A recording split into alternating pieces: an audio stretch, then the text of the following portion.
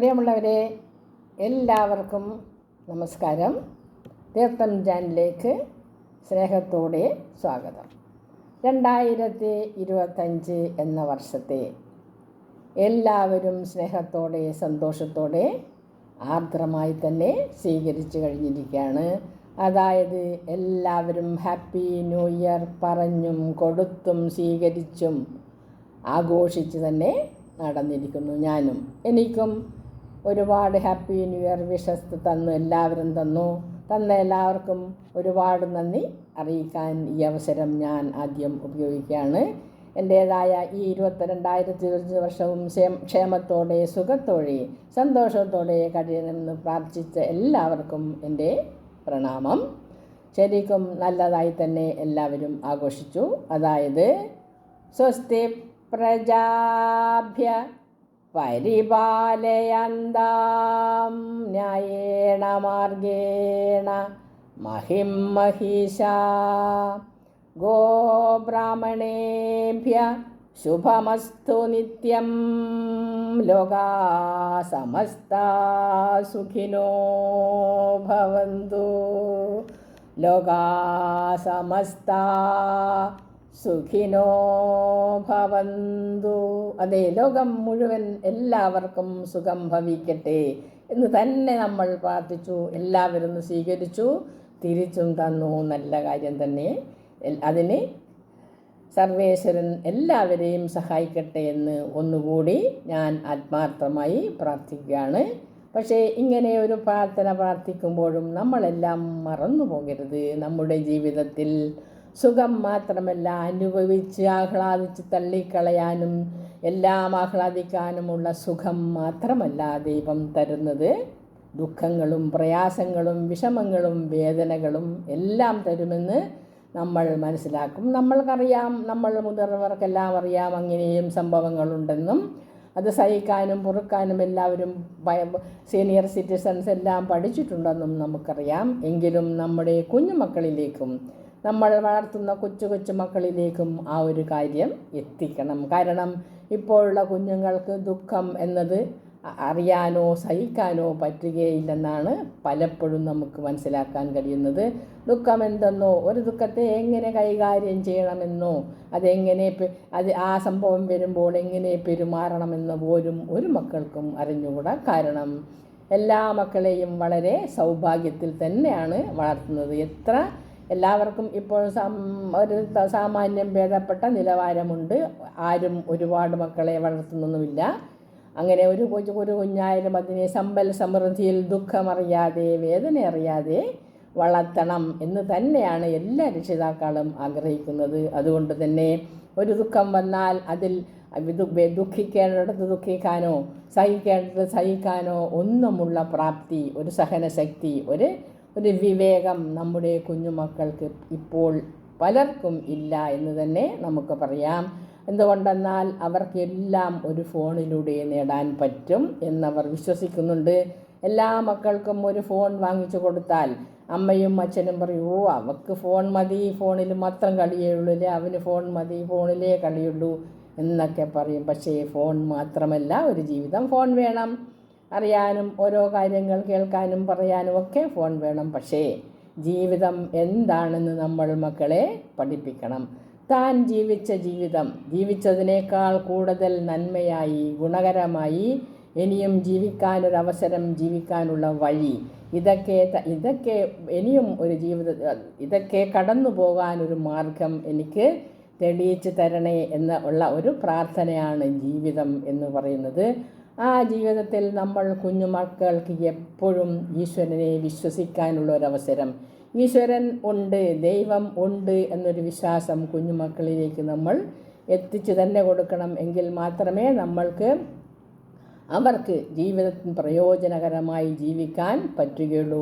വെറുതെ ഇങ്ങനെയൊരു ജീവിതം ജീവിച്ച് വെറുതെ ആരെങ്കിലും തൊഴുമ്പോൾ തൊഴുത് കണ്ട് അങ്ങനെ തൊഴുത് മാത്രം ജീവിക്കുക എന്നല്ല. എന്തിനാണ് നമ്മൾ പ്രാർത്ഥിക്കുന്നതെന്ന് അവർ കുറച്ചെങ്കിലും മനസ്സിലാക്കണം.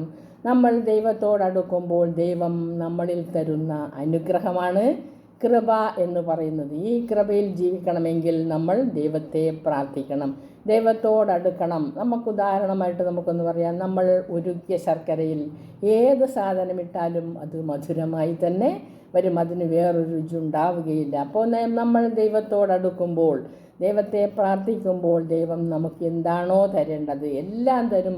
ആധ്യാത്മികമായും ഭൗതികവുമായ എല്ലാ കാര്യങ്ങളും ദൈവം നമ്മളിലേക്ക് എത്തിക്കും എന്ന് നമ്മളെ കുഞ്ഞുമക്കളോട് നമ്മൾ പറയണം. നമ്മളെല്ലാവരും പ്രാർത്ഥിക്കുന്നത് നമ്മുടെ ആഗ്രഹങ്ങൾ നിറവേറ്റി തരാൻ മാത്രമാണ്. എപ്പോഴും അങ്ങനെ തന്നെയാണ്.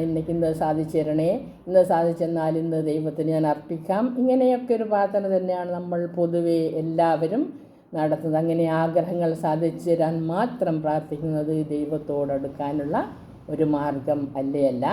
നമ്മളിൽ ഒരു മനുഷ്യനെ വളർത്തണം. അതായത് നമ്മൾ മനുഷ്യനെ മനുഷ്യനായി കാണാനുള്ള ഒരു വികാരത്തെയാണ് നമ്മൾ കാരുണ്യം എന്ന് പറയുന്നത്. ആ കാരുണ്യം നമ്മളിലേക്ക് വളർത്തണം. അതിലേക്കുള്ള ഒരൊറ്റ പാത ദൈവത്തെ വിശ്വസിക്കലാണ്. ദൈവം എന്നൊരു ശക്തി ഉണ്ടെന്ന് നമ്മളെല്ലാം മക്കളിൽ പഠിപ്പിച്ച് വിശ്വസിപ്പിക്കുമ്പോൾ അവർ അത് കുഞ്ഞു പ്രായത്തിനെ ഉൾക്കൊള്ളുമ്പോൾ അവർക്കൊരു ദൈവഭയമുണ്ടാകും. അവരിൽ കാരുണ്യവും സ്നേഹവും വാത്സല്യവും തെറ്റ് ചെയ്യരുത് എന്ന ബോധവും ഉണ്ടാകും. അല്ലാതെ വെറുതെ ഇങ്ങനെ വളർത്തിയാൽ അവർക്കൊന്നും അറിയാൻ പറ്റുകയില്ല. ആരെങ്കിലും ചെയ്യുന്നത് അനുസരിച്ച് ചെയ്യുമ്പോൾ അവർക്ക് അതുമാത്രമേ പഠിക്കാൻ പറ്റുകയുള്ളൂ. ഉദാഹരണമായി ഞാൻ നേരിൽ കണ്ട് വളരെ വേദനയോടെ ഒരു കാര്യം നിങ്ങളോട് പറയാൻ ആഗ്രഹിക്കുകയാണ്. ഈ ന്യൂ ഇയറിൽ ഞാൻ അമ്പലത്തിൽ പോകുമ്പോൾ എൻ്റെ മുമ്പിൽ ഒരു പെൺകുട്ടിയും ഒരു 5 വയസ്സ് തോന്നിക്കുന്ന, അത്രയും കാണത്തായിരിക്കാം എങ്കിലും 5ഓടടുത്ത് പ്രായമുള്ള ഒരു കുഞ്ഞുമോനും നടന്നു പോകുന്നുണ്ടായിരുന്നു.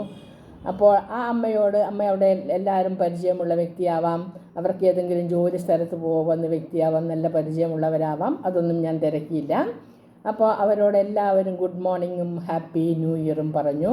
ഇങ്ങനെ 3-4 പേരിങ്ങനെ good morning happy new year പറഞ്ഞപ്പോൾ ആ കുഞ്ഞുകുട്ടി അമ്മയെ പിടിച്ചൊന്ന് നിർത്തി. അമ്മയൊന്ന് നിന്നേന്ന് പറഞ്ഞു. അമ്മ നിന്നു.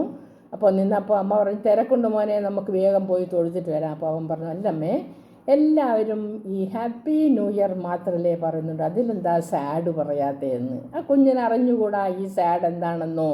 ഹാപ്പി അവനറിയായിരിക്കാം. കാരണം അവനൊരു പെൻസിൽ കിട്ടിയാലും ഒരു ഷൂ കിട്ടിയാലും ഒരു ബാഗ് കിട്ടിയാലും എല്ലാം അവൻ്റെ മനസ്സിൽ ഉണ്ടാകുന്ന ഒരു വികാരമാണ് ഹാപ്പിനെസ് എന്ന് അവനറിയാമായിരിക്കാം. അറിയണം, അവൻ്റെ മനസ്സിൽ സന്തോഷം കൊടുക്കുന്ന കാര്യങ്ങളാണ്. അതേസമയത്ത് ഈ ദുഃഖം എന്താണെന്ന് അവൻ അറിഞ്ഞില്ലായിരിക്കാം.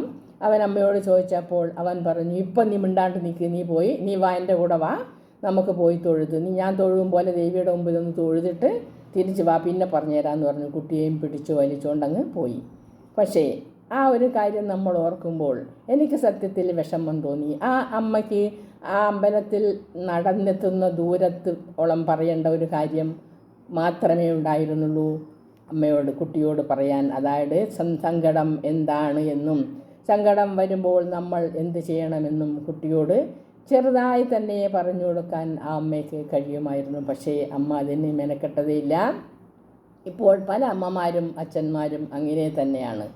പക്ഷേ എല്ലാ അച്ഛനും അമ്മയും ഓർക്കണം, നമ്മൾ അച്ഛനമ്മമാർ കൃത്യസമയത്ത് പറഞ്ഞു കൊടുക്കേണ്ടുന്ന കാര്യങ്ങൾ നമ്മുടെ പ്രവൃത്തിയിലൂടെയും നമ്മുടെ വാക്കിലൂടെയും നമ്മുടെ നോട്ടത്തിലൂടെയും ആ കുഞ്ഞുമക്കളിലേക്ക് എത്തിക്കുമ്പോൾ മാത്രമാണ് അവർ ജീവിതത്തിൽ പതറാതെ മുമ്പോട്ട് പോകുന്നത്. ആധ്യാത്മികമായും ഭൗതികമായുള്ള ഒരു വളർച്ച നമ്മുടെ മക്കൾക്കുണ്ടാകുന്നത് നമ്മൾ ചെയ്യേണ്ട കാര്യങ്ങൾ കൃത്യമായും സത്യസന്ധമായും നമ്മൾ പാലിക്കുമ്പോൾ മാത്രമേ നമ്മുടെ മക്കൾ അങ്ങനെ വളരുകയുള്ളൂ. ഇപ്പം എല്ലാവരും ഒരു കുഞ്ഞു മതി എന്നെന്നാൽ ആ കുഞ്ഞിനെ സമ്പൽ സമൃദ്ധിയോടെ വിഷമമറിയിക്കാതെ എല്ലാ വാത്സല്യവും കൊടുത്ത് എല്ലാം വാങ്ങിക്കൊടുത്തും ജീവിപ്പിക്കണം എന്നൊരാഗ്രഹത്തിലൂടെയാണ് എല്ലാ മാതാപിതാക്കളും പോകുന്നത്. മാത്രമല്ല ആർക്കും ഇപ്പോൾ മക്കളെ പ്രസവിക്കാനോ അവരെ വളർത്താനോ ഉള്ള സമയം ഇല്ല. അത്രമാത്രമാണ് നമ്മൾ അറിയേണ്ടത്. കാര്യം ഒരു കുഞ്ഞ് കഴിയുമ്പോൾ തന്നെ പറയൂ, എനിക്ക് മതിയേ, എനിക്കിനി പ്രസവിക്കാൻ വയ്യ, എനിക്ക് വളർത്താൻ വയ്യ, ഇപ്പം മക്കളെ വളർത്തുന്നത് ഭയങ്കര ചിലവാണ്, അങ്ങനെയൊക്കെ പറയുന്ന സമൂഹത്തിൽ തന്നെയാണ് നമ്മൾ ജീവിക്കുന്നത്. പക്ഷേ ഒരു മക്കളെ വളർത്തുമ്പോഴും ആ വളർത്തുന്ന കുഞ്ഞ് ശരിക്കും സമം അവനും സമൂഹത്തിനും ജീവിക്കുന്ന ആ നാട്ടിനും എന്തെങ്കിലും ഉള്ളപ്പോൾ നല്ല കാര്യം ചെയ്യാനുള്ള പ്രാപ്തിയോടെ വളർത്തണം. ആ കുഞ്ഞിലേക്ക് എപ്പോഴും നമ്മൾ കാരുണ്യം എന്നൊരു വികാരം, കാരുണ്യം, സ്നേഹം, അനുകമ്പ എന്ന വികാരം നമ്മൾ വളർത്തി തന്നെ കൊടുക്കണം. അപ്പോൾ ആ കൊച്ചിനെയും പിടിച്ചുകൊണ്ട് പോയി അവർ അമ്പലത്തിൽ ചെന്നു. അവൻ്റെ കൈ രണ്ടും അവർ തന്നെ കൂപ്പി വെക്കുന്ന അവസ്ഥയിൽ നിർത്തിയിട്ട് പറഞ്ഞു, തൊഴുത് നമുക്ക് പോവാമെന്ന് പറഞ്ഞു. അപ്പോൾ അമ്മ ചെയ്യും പോലെ, മറ്റുള്ളവരെല്ലാം ചെയ്യും പോലെ അവനും തൊഴുതു നിന്നു. ദേവിയെ പ്രാർത്ഥിച്ചില്ല, വെറുതെ അങ്ങനെ തൊഴുതു നിന്നു. അവൻ്റെ കണ്ണ് പലയിടത്തും സഞ്ചരിക്കുന്നുണ്ടായിരുന്നു, കാരണം എല്ലാവരും എന്താണ് ചെയ്യുന്നതെന്ന് നോക്കാനായിട്ട്. അങ്ങനെ അവൻ പ്രാർത്ഥിച്ച് അങ്ങ് തിരിച്ചുപോയി. അപ്പോൾ ഇത് കണ്ടപ്പോൾ എൻ്റെ മനസ്സിൽ ഒരു കഥ നിങ്ങളിലേക്ക് എത്തിക്കണമെന്ന് തോന്നി. അതായത് നമ്മൾ അനുകരിക്കുകയല്ല ചെയ്യേണ്ടത്. അനുകരിച്ചാൽ നമ്മൾ എപ്പോഴും കൺഫ്യൂഷനിലാവും. എന്താണോ ശരിയെന്നോ എന്താണോ തെറ്റെന്നോ നമുക്ക് പറയാൻ പറ്റുക. നമ്മളിൽ ഒരു വല്ലാത്തൊരവസ്ഥ ഉണ്ടാകും. എന്താണ് ചെയ്യേണ്ടത് എന്ന ഒരു വല്ലാത്തൊരു വിഷമാവസ്ഥ നമ്മളെ പിടികൂടും. സ്വസ്ഥമായി സമാധാനമായി ഒന്നും ചെയ്യാക്കത്തില്ല. അതാണോ ശരി, ഇതാണോ ശരി എന്ന് നമുക്ക് സംശയിക്കേണ്ടി വരും. നമ്മുടെ ശങ്കരാചാര്യ സ്വാമികൾ ഒരു ദിവസം ഗംഗാ തീരത്ത് കുളിക്കാൻ ചെന്നപ്പോൾ കുറേ കുട്ടികൾ അവിടെ കളിക്കുന്നുണ്ടായിരുന്നു. വികൃതിയായ കുട്ടികളാണ്, എന്തായാലും വികൃതി കാണും. അപ്പോൾ സ്വാമിയുടെ കയ്യിൽ കമണ്ടലു ഉണ്ടായിരുന്നു. സ്വാമിക്ക് കമണ്ടലു എവിടെയെങ്കിലും വെക്കണമെന്ന് ആഗ്രഹമുണ്ട്. പക്ഷേ വെച്ചാൽ ഈ കുഞ്ഞുമക്കളിൽ ആരെങ്കിലുമൊക്കെ കാലുകൊണ്ട് തട്ടിയോ എങ്ങനെയെങ്കിലും അത് എവിടെയെങ്കിലും ദൂരേക്ക് കളഞ്ഞാൽ പിന്നെ സ്വാമിക്ക് കമണ്ടലു കിട്ടുകയില്ല എന്ന് സ്വാമിക്ക് ബോധ്യമായി. സ്വാമി അതുകൊണ്ട് കുറച്ച് നേരം ആലോചിച്ചു. എവിടെയെങ്കിലും കൊടുത്ത് കയ്യിൽ വെക്കാൻ പറയാമോ അതോ ആരെങ്കിലും ഏൽപ്പിക്കാമോ? എന്നാലും അതൊന്നും വിശ്വാസമില്ല, പരിചയമില്ലാത്ത സ്ഥലമാണ്. സ്വാമിയുടെ കമണ്ടലു ആയാലും അതും കൊണ്ട് കടന്നു കളഞ്ഞാലോ എന്ന് സ്വാമിക്ക് തോന്നിക്കണം. സ്വാമി അതുകൊണ്ട് സുരക്ഷിതമായ ഒരു സ്ഥാനം കണ്ടുപിടിച്ചു. എന്തെന്നല്ലേ, സ്വാമി മണ്ണിൽ ഒരു മണലായിരുന്നു. അതുകൊണ്ട് കുഴിയെടുക്കാൻ വലിയ ബുദ്ധിമുട്ടൊന്നുമില്ലായിരുന്നു. കയ്യിലിരിക്കുന്ന വടി കൊണ്ട് കുത്തി ഒരു കുഴിയുണ്ടാക്കി ആ കുഴിയിലെ മണ്ണെല്ലാം കൈകൊണ്ട് വാരി കുളിക്കാൻ പോകുന്ന സമയമല്ലേ കയ്യെ വൃത്തിയായി കഴുകാമെന്ന് വിചാരിച്ചു. അങ്ങനെ കമണ്ടൽ കുഴിച്ച് അവിടെ ഇട്ടിട്ടപ്പോൾ സ്വാമിക്ക് തോന്നി തിരിച്ചു വരുമ്പോൾ എല്ലാം നിരപ്പായിരുന്നാൽ കമണ്ടൽ കണ്ടുപിടിക്കാൻ പ്രയാസമായിരിക്കും. അതുകൊണ്ട് സ്വാമി കമണ്ടൽ കുഴിച്ചിട്ട സ്ഥലത്ത് മണ്ണിങ്ങനെ കൂനയാക്കി വെച്ചു. അപ്പോൾ ഇനി കൂന വന്ന് നോക്കിയാൽ മതി, കമണ്ടലെടുക്കാം എന്ന നല്ല ആത്മവിശ്വാസം സ്വാമിക്കുണ്ടായിരുന്നു. സ്വാമി അങ്ങനെ ധൈര്യത്തോടെ, പിള്ളേരാരും കണ്ടില്ല, അതെല്ലാം കമണ്ടലു അവിടെ തന്നെ ഇരിക്കും എന്ന വിശ്വാസത്തോടെ കുളിക്കാൻ ചെന്നു. കുളിക്കുമ്പോൾ സ്വാമിയാണ്, പ്രാർത്ഥനയും ആചാരങ്ങളും ധാരാളമുണ്ട്, കുറച്ച് നേരം കുളിക്കണം. അങ്ങനെ അതെല്ലാം ചെയ്തതിന് ശേഷം തിരിച്ചു വരാമെന്ന് സ്വാമി സമാധാനത്തോടെ ചിന്തിച്ചു. കാര്യം കമണ്ടലു സുരക്ഷിതമായി കുഴിച്ചിട്ടിരിക്കും. സ്വാമിയുടെ വിശ്വാസം അതായിരുന്നു, കമണ്ടലു ആരും എടുക്കുകയില്ല, അതിൽ ഒരു തർക്കവും വേണ്ട എന്ന് തന്നെ സ്വാമി വിചാരിച്ചു. അങ്ങനെ സ്വാമി കുളിക്കാൻ പോകുന്നതിനും ഈ കമണ്ടലു സ്വാമി കുഴിച്ചിരുന്നത് ദൂരെ നിന്ന് കുളിക്കാൻ വരുന്ന കുറേ സന്യാസിമാർ കണ്ടു. ഒരു 19 സന്യാസിമാർ ഒരുമിച്ച് കൂട്ടമായി വരുന്നുണ്ടായിരുന്നു. സ്വാമി അതൊന്നും ഗൗനിച്ചില്ല. സ്വാമി കമണ്ടലും കുഴിച്ചിട്ട് മണ്ണ് കൂനയാക്കിയിട്ടങ്ങ് പോയി. അപ്പോൾ ഈ സന്യാസിമാർ വന്നപ്പോൾ വിചാരിച്ചു, ശങ്കരാചാര്യ സ്വാമികളാണ്, ഇപ്പോൾ നല്ല ഭക്തിയും ദൈവാധീനവുമുള്ള സ്വാമിയാണ്, ആ സ്വാമി ചെയ്യുന്നത് പോലെ നമ്മളും ചെയ്യണം. കുളിക്കുന്നതിന് മുമ്പ് കമണ്ടലു ആ കുളിക്കാൻ വന്ന പുഴയുടെയോ കടലിൻ്റെയോ നദിയുടെ തീരത്ത് കുഴിച്ചിട്ട് കൂനയാക്കി വെക്കണമെന്ന്. അങ്ങനെ എല്ലാവരും ഓരോരുത്തരും സ്വാമി കുഴിച്ചിട്ടിൻ്റെ അപ്പുറത്തും ഇപ്പുറത്തും ഒക്കെയായി 19 കുഴി കുഴിച്ചു. ഓരോരുത്തരും അവരുടെ കുഴിയിൽ കമണ്ടലു നിക്ഷേപിച്ചു, കൂനയാക്കി വെച്ചു. എല്ലാം കണ്ടപ്പോൾ നല്ല ഭംഗിയുണ്ട്. എല്ലാം കടൽ തീരം മുഴുവൻ ഒരു 50-60 കൂനകൾ അങ്ങനെ പെട്ടെന്ന് തന്നെ പ്രത്യക്ഷമായി. അങ്ങനെ എല്ലാവരും കുളിക്കാനിറങ്ങിയപ്പോൾ സ്വാമിക്ക് പിന്നെ നല്ല കുളിയെല്ലാം കഴിഞ്ഞു. സ്വാമി വിചാരിച്ചു ഇനി തോർത്തി കമണ്ടലു എടുക്കാമെന്ന് വിചാരിച്ച് തിരിച്ച് കമണ്ടലുവിൻ്റെ സ്ഥാനത്ത് എത്തിയപ്പോൾ കുളിച്ച് കരയിൽ കയറി നോക്കിയപ്പോൾ സ്വാമിക്ക് അത്ഭുതം തോന്നി. ഒരുപാട് കൂനകളിങ്ങനെ പ്രത്യക്ഷപ്പെട്ടിരിക്കുകയാണ്. ഏത് കൂനയിലാണ് തൻ്റെ കമണ്ടലു എന്ന് അറിയാതെ സ്വാമി വല്ലാതെ വിഷമിച്ചു പോയി. അപ്പോൾ ആ ഒരു കൂന അവിടെ ഉയർത്താൻ അവർക്കെല്ലാം കഴിഞ്ഞതുകൊണ്ട് സ്വാമിക്ക് വരെ എന്താണ്, ഏതാണ്, എവിടെയാണ് എന്ന് കണ്ടുപിടിക്കാൻ പറ്റിയതേയില്ല. അപ്പോൾ ആ ഒരവസ്ഥ സ്വാമി കൺഫ്യൂഷനിലായി തന്നെ എന്ന് പറയും. കൺഫ്യൂഷനിൽ ആയി സ്വാമിക്ക് ഒന്നും ചെയ്യാൻ പറ്റിയില്ല. പിന്നെ എല്ലാവരും കുളി കഴിഞ്ഞ് വന്നു. എന്തൊക്കെയാണെന്ന് നമുക്ക് ഊഹിക്കാം. ആർക്കും അവരവരുടേതായ കമണ്ടലുറ്റി കാണത്തില്ല. കാരണം അത് അങ്ങനെയാണ്. കൂനകളെല്ലാം ഒരേ രൂപത്തിൽ ഒരേ ഭാവത്തിൽ ഇരിക്കുകയാണ്. പിന്നെ ഓരോരുത്തർക്കും അവരുടെ കമണ്ടലു ഇന്നതാണ് എന്ന് മനസ്സിലാവുമെങ്കിൽ എല്ലാം എടുത്ത് പുറത്ത് വെച്ച് അവനവന് കൊണ്ടുപോകാൻ പറ്റും. അത്രമാത്രമേ പറ്റുകയുള്ളൂ എന്ന് നമുക്കെല്ലാം ഊഹിക്കാൻ പറ്റൂ. അപ്പോൾ നമ്മളെല്ലാം ഒന്ന് വിശ്വസിക്കണം. നമ്മൾ എപ്പോഴും ഏതെങ്കിലും പ്രവൃത്തി ചെയ്യുമ്പോൾ മറ്റുള്ളവരെ കണ്ട് അനുകരിക്കാൻ പഠിക്കരുത്. അനുസരിക്കാം, പക്ഷേ അനുകരിക്കുമ്പോൾ നമ്മൾ തന്നെ അവതാളത്തിൽ നമ്മളെ തന്നെ നമ്മൾ അവതാളത്തിൽ ആവുകയാണ്. നമ്മുടെ ജീവിതം നമ്മൾ അനുഭവിച്ച ജീവിതത്തേക്കാൾ നല്ല സുഖപ്രദവും നല്ല നന്മയുള്ളതും ഒക്കെ ആയിത്തീരാനുള്ള ആ വഴി തേടിയുള്ള ഒരു യാത്രയാണ് ജീവിതം.